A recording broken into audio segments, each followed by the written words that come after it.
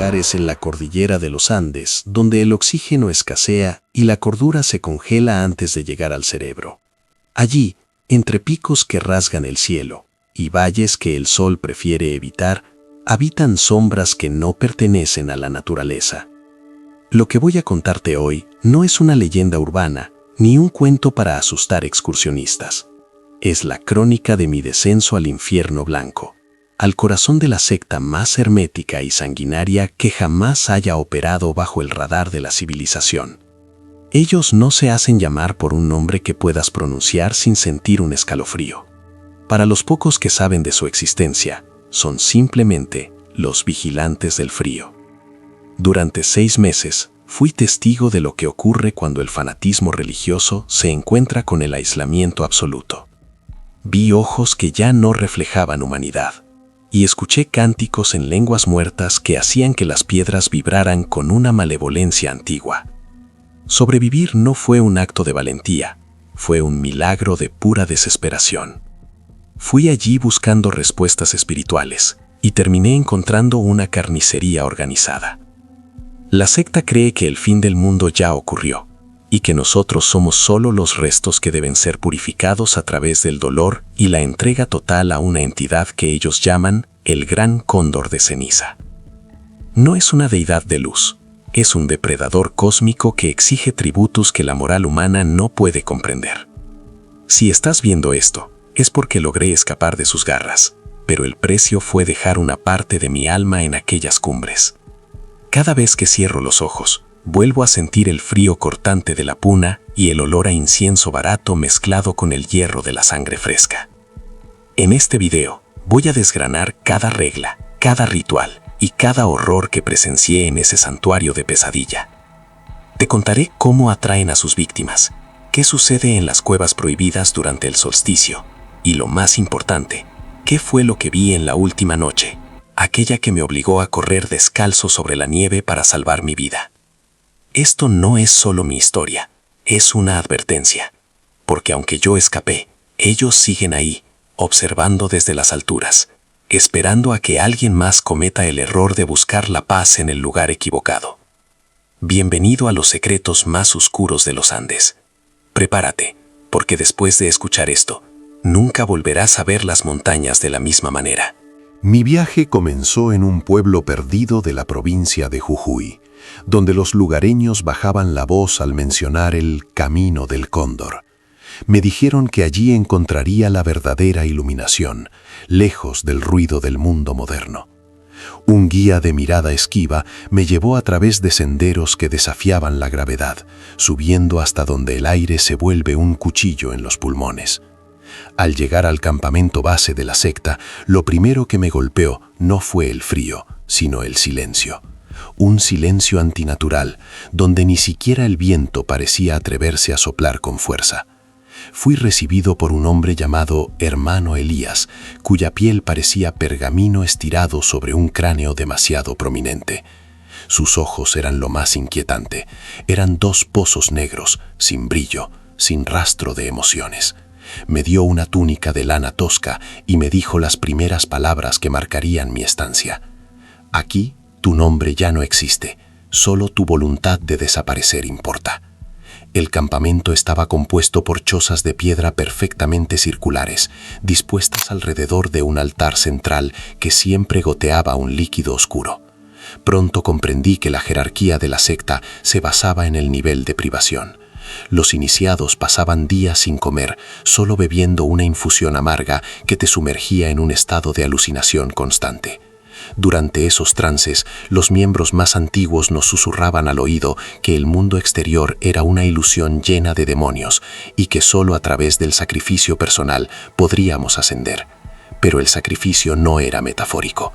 En mi tercera semana vi cómo llevaban a un joven que había intentado escapar hacia la cueva del eco. No gritó. Estaba tan drogado con la infusión que caminaba con una sonrisa vacía, como si fuera a una fiesta. Al día siguiente, su túnica estaba colgada en el altar central, pero de él no quedó ni el rastro.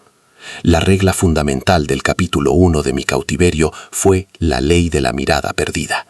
No podías mirar a nadie a los ojos, especialmente a los vigilantes, los guerreros de la secta que patrullaban el perímetro con dagas de obsidiana. Mirar a los ojos era considerado un acto de ego, una conexión con el yo que ellos querían destruir. Teníamos que caminar siempre con la barbilla pegada al pecho, observando las sombras de los demás.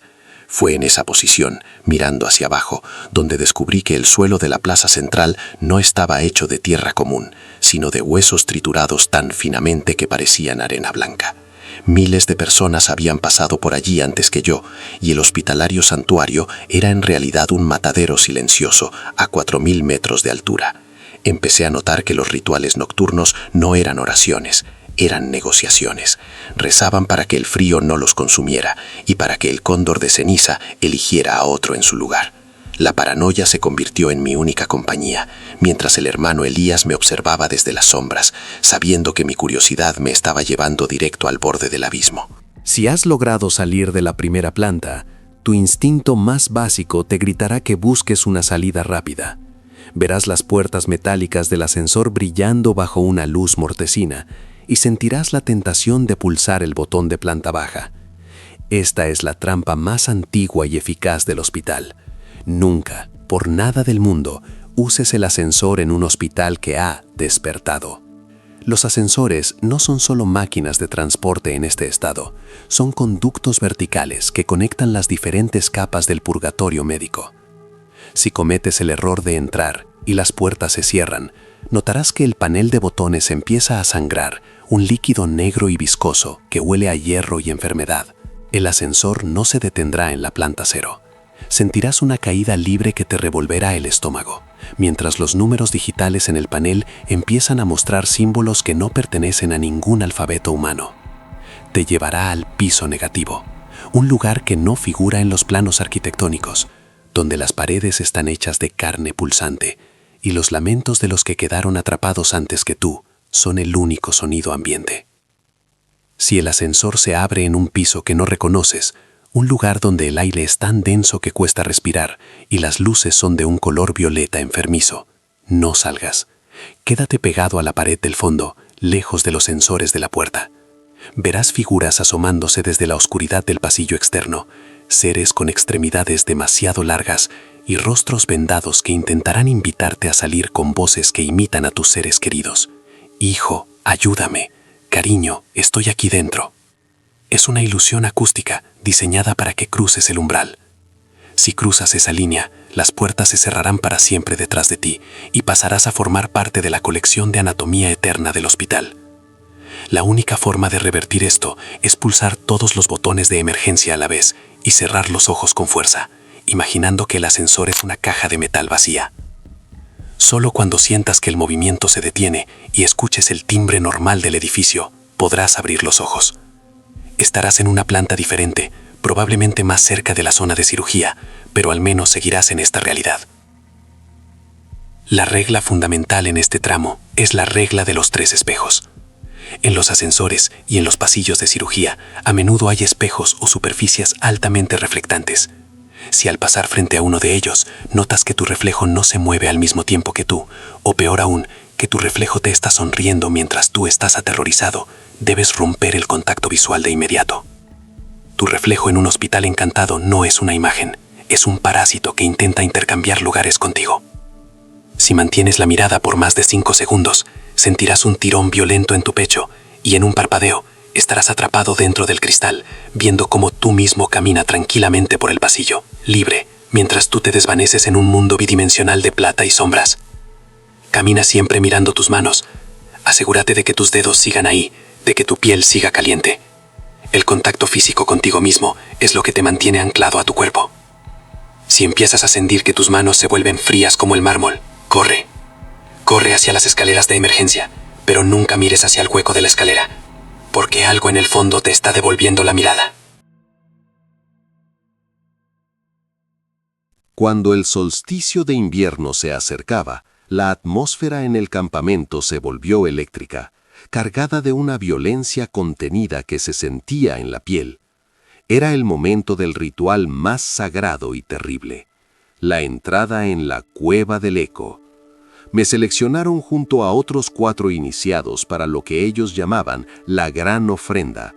Nos llevaron encadenados, no para evitar que escapáramos, estábamos demasiado débiles para eso, sino como un símbolo de nuestra entrega al cóndor de ceniza.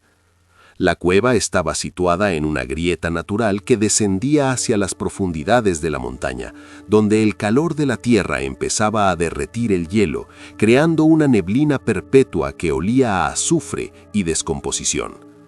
Dentro de la cueva, las paredes estaban talladas con relieves preincaicos que habían sido modificados por la secta. No mostraban dioses de la agricultura o del sol, sino seres con múltiples extremidades devorando astros. El hermano Elías apareció vestido con una capa hecha de plumas de cóndor reales, manchadas con una sustancia que brillaba en la oscuridad. El ritual de sangre no era una muerte rápida. Cada uno de nosotros debía realizar un corte profundo en la palma de la mano y verter el contenido en un cuenco de piedra tallada. Pero eso era solo el principio. Lo que vi después me perseguirá hasta la tumba. Uno de los iniciados fue llevado al centro de la cámara, donde una grieta profunda en el suelo emitía un silbido constante. Elías comenzó a cantar en una frecuencia tan baja que mis oídos empezaron a sangrar. Entonces, del fondo de la grieta, algo empezó a emerger. No era un animal, ni un hombre. Era una masa de sombras que parecía absorber la poca luz de las antorchas. La secta cree que para que el sol vuelva a salir en el solsticio, deben alimentar a esta entidad con la vitalidad pura. Vi cómo el iniciado, aún sonriendo por el efecto de las drogas, se dejó envolver por esas sombras hasta que sus huesos crujieron con un sonido seco que resonó en toda la cueva. El eco de ese crujido es lo que le da nombre al lugar. Dicen que el sonido de la muerte de cada sacrificio se queda atrapado en las paredes para siempre, alimentando el poder de la montaña. En ese momento comprendí que no había salvación espiritual aquí, solo una maquinaria de muerte alimentada por el mito. El pacto de sangre que nos obligaron a firmar con nuestras manos heridas era un contrato de propiedad. Mi sangre ya estaba en ese cuenco, mi nombre falso estaba en sus cánticos, y la entidad de la grieta ya conocía el sabor de mi miedo. Sabía que si no escapaba en las próximas 48 horas, yo sería el siguiente crujido en el eco eterno de los Andes. La noche después del ritual en la cueva, el campamento se transformó en un escenario de pesadilla absoluta. Los miembros más antiguos de la secta se colocaron máscaras de plomo talladas con formas de aves de rapiña. Decían que el plomo era el único metal capaz de contener la radiación del gran cóndor para que no les quemara el cerebro. Bajo la luz de una luna gélida, los vigilantes empezaron a marcar las puertas de las chozas de los que seríamos cosechados al amanecer. Sabía que mi tiempo se había agotado. Gracias a que llevaba días escupiendo la infusión, mis sentidos estaban más afilados que nunca, aunque mi cuerpo gritaba de hambre y fatiga. La regla para escapar de una secta en la montaña es la regla del silencio blanco. No puedes correr por los senderos principales porque el eco del crujido de la nieve te delataría a kilómetros. Esperé a que el viento soplara con la fuerza de una tormenta de nieve para ocultar mis movimientos. Salí de mi choza arrastrándome sobre el vientre, sintiendo cómo el hielo quemaba mi piel. Mientras me alejaba, escuché un grito desgarrador que venía del altar central. Habían descubierto que uno de los cuencos de sangre estaba vacío. La caza había comenzado. Los vigilantes soltaron a sus perros, animales famélicos que habían sido alimentados solo con carne cruda y la misma droga que nos daban a nosotros. Podía ver las antorchas moviéndose como serpientes de fuego por la ladera de la montaña. Mi única opción era cruzar el Paso del Diablo, un desfiladero tan estrecho que un solo paso en falso significaba caer al vacío eterno. En ese momento no era el miedo a la altura lo que me impulsaba, sino el horror de imaginarme de vuelta en esa cueva, alimentando a la sombra de la grieta. Correr a esa altitud es como intentar respirar a través de una manta gruesa. Cada bocanada de aire me quemaba la garganta y mis pulmones se sentían como si estuvieran llenos de cristales rotos. A mitad del desfiladero, escuché un silbido metálico. Una daga de obsidiana pasó a centímetros de mi cabeza. Uno de los vigilantes me había alcanzado. No era un hombre fuerte, pero la droga lo hacía moverse con una agilidad sobrenatural. Luchamos en el borde del abismo. Sus ojos, ocultos tras la máscara de plomo, no tenían ninguna chispa de piedad. Logré golpearlo con una piedra pesada y lo vi caer en la oscuridad sin soltar ni un solo grito. Fue entonces cuando comprendí que los miembros de la secta ya estaban muertos por dentro. Solo eran cáscaras vacías movidas por un propósito oscuro. No me detuve a mirar. Seguí bajando, guiado solo por el instinto de supervivencia y el latido frenético de mi propio corazón. El descenso fue una agonía de horas que parecieron siglos. El frío de los Andes no perdona a los que huyen. Mis pies perdieron la sensibilidad y mi visión empezó a nublarse por la hipotermia, pero cada vez que sentía ganas de rendirme y dejarme dormir en la nieve, escuchaba los cánticos de la secta resonando en el viento, como si la montaña misma estuviera intentando atraparme de nuevo. Al amanecer, llegué a los límites de la zona de bosque nublado. El cambio de temperatura fue como un abrazo, pero sabía que no estaba a salvo. Los miembros de la secta tienen infiltrados en muchos de los pueblos cercanos. El poder de los vigilantes del frío se extiende como una plaga silenciosa a través de las rutas comerciales y las pequeñas comunidades mineras. Cuando finalmente encontré una carretera y un camionero se detuvo a recogerme, me derrumbé en el asiento.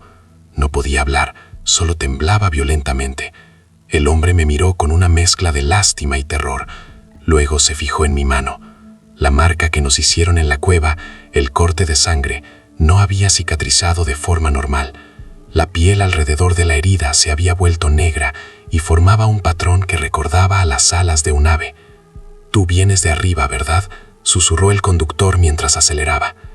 Me llevó hasta una ciudad grande, lejos de los picos nevados, pero el miedo no se quedó atrás. Descubrí que la secta no es solo un grupo de locos en la montaña, es una red que busca energía de transición. Investigué y me di cuenta de que cientos de excursionistas desaparecen cada año en los Andes y las autoridades simplemente culpan al clima o a los accidentes. Yo sé la verdad, son ofrendas. Hoy vivo escondido, cambiando de identidad cada pocos meses. No puedo mirar una montaña sin sentir que algo me observa desde la cumbre. La marca de mi mano sigue ahí, y a veces, en las noches de invierno, empieza a palpitar con un frío intenso que viene de dentro de mis propios huesos. He contado mi historia para que sepas que cuando vayas a los Andes, si ves a alguien ofreciéndote un camino hacia la paz espiritual en un lugar donde el aire es escaso, corre. No busques la luz en las alturas, porque en lo más profundo de las cumbres nevadas, solo habita una sombra hambrienta que lleva siglos esperando por ti. Sobreviví a la secta, pero sigo siendo un prisionero de sus recuerdos. El gran cóndor de ceniza siempre reclama lo que es suyo, y yo sé que tarde o temprano, el frío volverá por mí. Lo que acabas de escuchar es la verdad que la cordillera intenta ocultar bajo su manto de nieve eterna.